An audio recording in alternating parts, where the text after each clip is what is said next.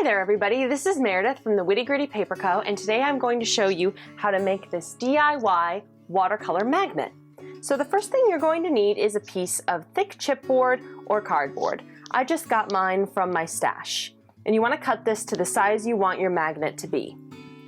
Next you'll need a piece of watercolor paper.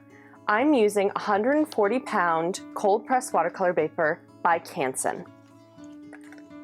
Place your chipboard about in the center of the paper and trace around the edges.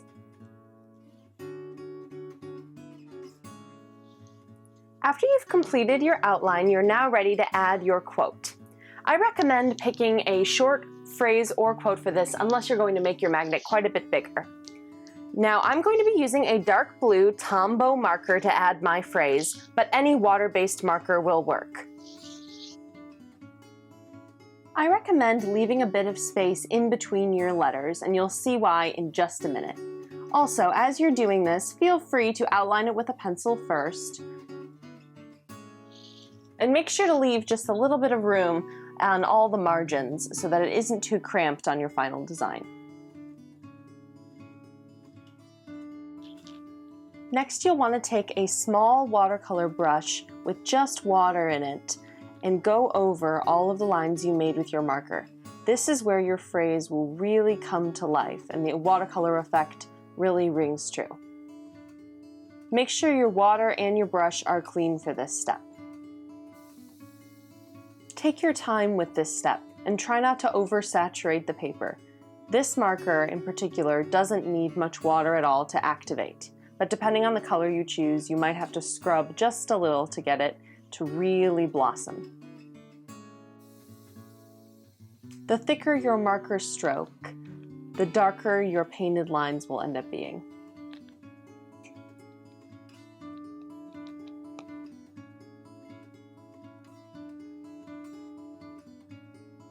When your phrase is all dry, now we can move on to cutting out the flaps of your paper.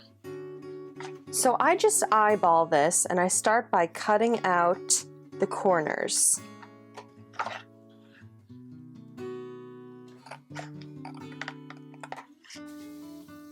When you've gotten all your corners cut out, I also like to angle in the flaps a little bit so that the whole thing folds more like an envelope.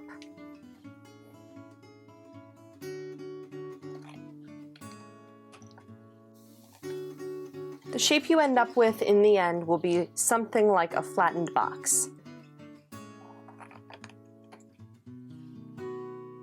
After I've finished cutting out my shape, I like to take this piece to the scoreboard and just run a score line across these edges to help with folding. But if you don't have a scoring board, that's okay. Just fold them really tightly and it'll work just fine.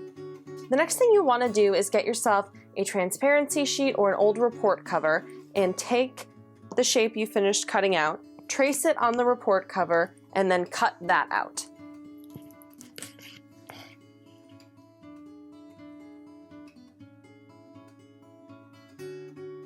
Since we used a water-based marker, we need something plasticky to cover it up and seal it. So make sure you don't skip this part.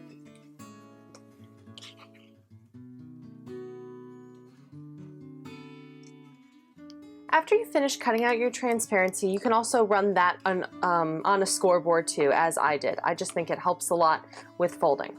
Now we're ready to assemble. It's a good time to get rid of any remaining pencil marks you may have on the original sheet too at this point. So I'm going to take my chipboard and I'm going to use double-sided tape to put this whole thing together.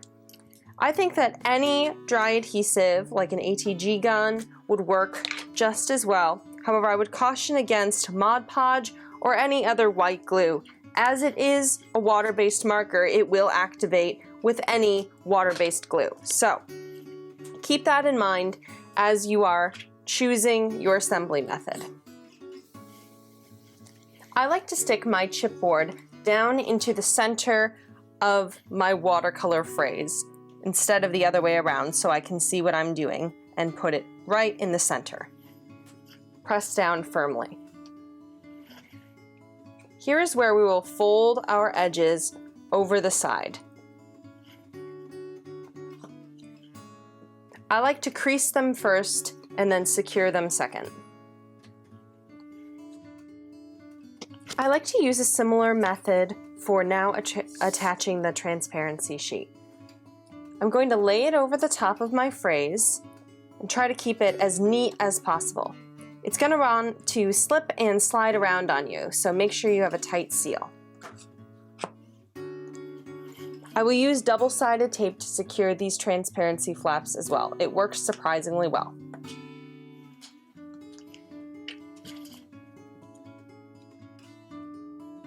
At this point, you can choose to leave the back as is, but I think it looks a little messy, so I'm going to take one last little piece of watercolor paper and attach it with double-sided tape just to give that ultra clean look.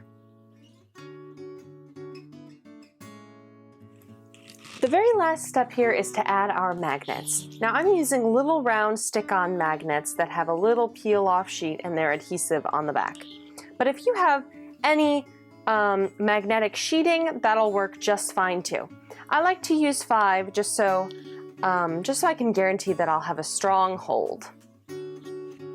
And that's it, guys. Here is our finished magnet. This would make a great birthday gift or Christmas gift, something nice and quick, a wonderful stocking stuffer. It only uses inexpensive supplies that you probably already have. So thank you so much for watching, guys. Please like this video and subscribe to our channel if you like what you've seen so far. And I can't wait to give you more watercolor tutorials, advice, and DIYs. So thank you so much again. Bye!